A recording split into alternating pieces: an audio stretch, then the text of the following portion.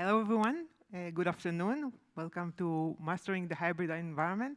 My name is Anat. I'm a R&D manager with Quest, been a subject domain expert for much of my professional career. And we here talk about a hybrid environment and being a DBA in such an environment. Mastering is a bit stretched, given that we only have 20 minutes today, but we'll do our best.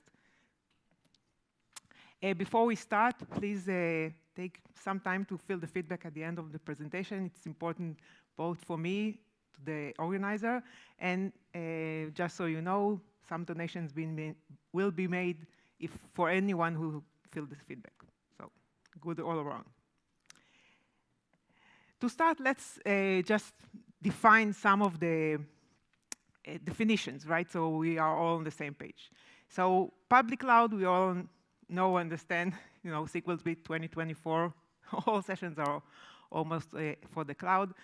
If you are using resources on a public cloud like Azure or AWS, compute resources that are shared with other clients, that's the public cloud. Obviously have many benefits, can pay per use, it's easy to scale, easy to start with new technologies. That's the public cloud. Private cloud or on-premise is what we used to have in our organization before.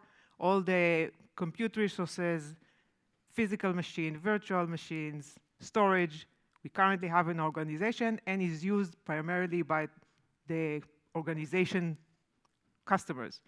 Right? It's fully in control of the organization. All the security is on the organization. Capacity planning is a responsibility of organization. And it's used only for that organization. That's the private cloud.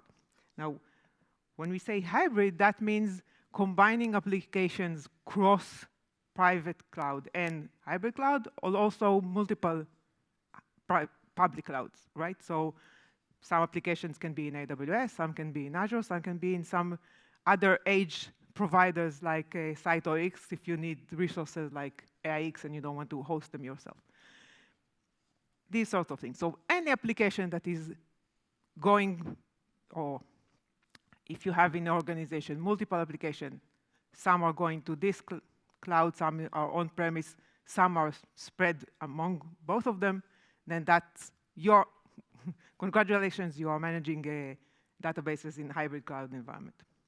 Now, the reality is that even today, 95% of the organization worldwide already using cloud. Using that doesn't mean that their data is in the cloud yet, but they are using it. That investment is projected to be tripled by 2027, and who knows what happens after that. And in 18 months, that's a recent study, by DTA, 63% of the IT infrastructure will be in the cloud. So it's obviously growing, but what we can also understand is that it will stay in both, right? Everything is going to cloud, but if people told you once upon a time that the mainframe will go away because everything will be client server, obviously we now know that that's not the case, right? So for all purposes, it's going to be both, right? Both public clouds and private clouds. Obviously, we talked about that cloud has many benefits. And you might ask, so if that's so great, why stay on-prem? That also has some good reasons, right? Current investment, regulations, control. Some people would like to remain in control. And also, for a lot of the application, if it works, don't break it. Why change? So again, it's safe to say that we'll have both of them. As an operational DBA, what's your role in this hybrid environment? Likely, it's the same as it was always. Keeping your application up, running, resilient, performing, up at all times, or at least make sure that you can recover if things go wrong. Now, a lot of the things that you maybe used to do when all was in your control in the private cloud is now being, if you're moving some of it to the cloud, some of it will be handled by the platform. However, not everything. And in any case, the responsibility is still the responsibility of the operational DBA, right? You cannot say if things go wrong, well, it's Azure fault. Maybe, but you didn't put the right processes in place to make sure that it doesn't happen. So obviously, lots of challenges for operational DBA. Not only that the platform itself provides more functionality, new functionality you need to take care of, everything is also changing at a very rapid pace.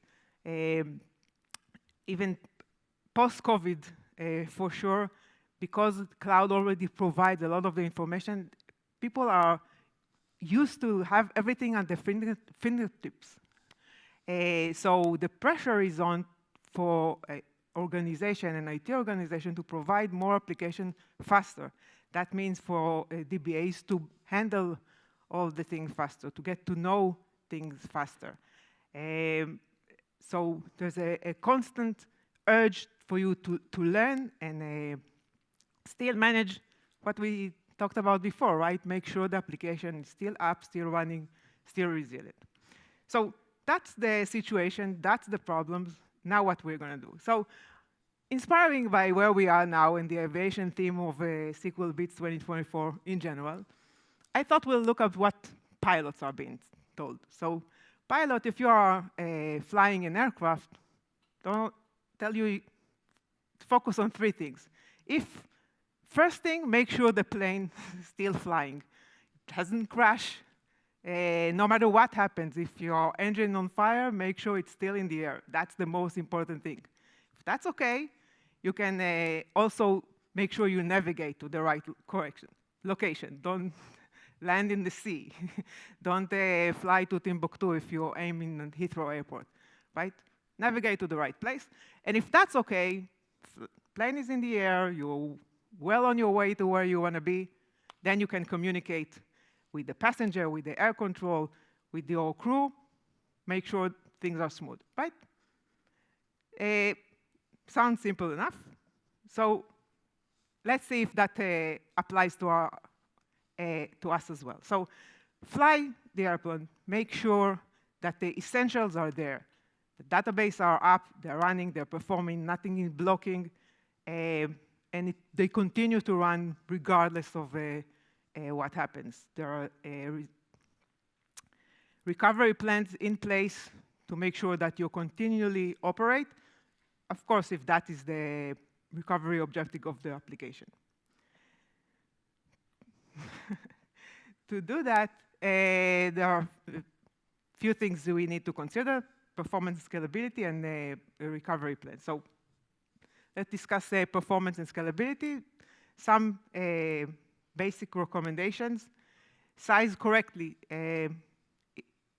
That's true for on-prem as well. We know that provision in advance, but the fact that the cloud allows you to scale on demand does not mean it scales instantly, right? So if you are sizing too small, then you're saving money, but you may have performance issue. If you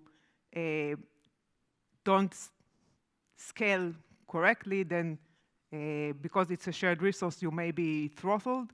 And even if you do try to scale, it will take some time to give you these resources. So make sure you size at the right time. Remember, CPUs are sometimes linked to the storage in cloud, not directly to compute resources. So the more storage you have, faster storage you have, you will get more CPU. Consider consolidation, both for performance and also for cost saving. We'll talk about cost saving later on. And do continue to tune your queries, I guess, exactly as you did previously, again, to make sure that it's not blocking, it's performing, application is responding in reasonable time. Disaster recovery, again, simple. Need to know the objective, recovery objective of that specific application, and make sure you have the correct functions in place to continue its operation based on what you are willing to pay for it. The good thing about if you're using cloud is that many of these platforms provide these recovery plans, in a split of a button. You don't need to spin a complicated availability group environment. It's already there. Just say, yeah, I want it. Be ready to pay for it and use it. As a operational DBA, you just need to know what options are available by whatever provider you are using and making sure you use that. You can sometimes use the cloud as your recovery plans. So have the database on-prem, but then have the backup on cloud. Perfectly fine and possible. So just need to plan that, make sure that it's in place.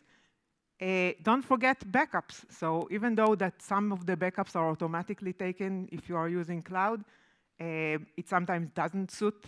The default doesn't suit whatever you need. You may want to save it for longer.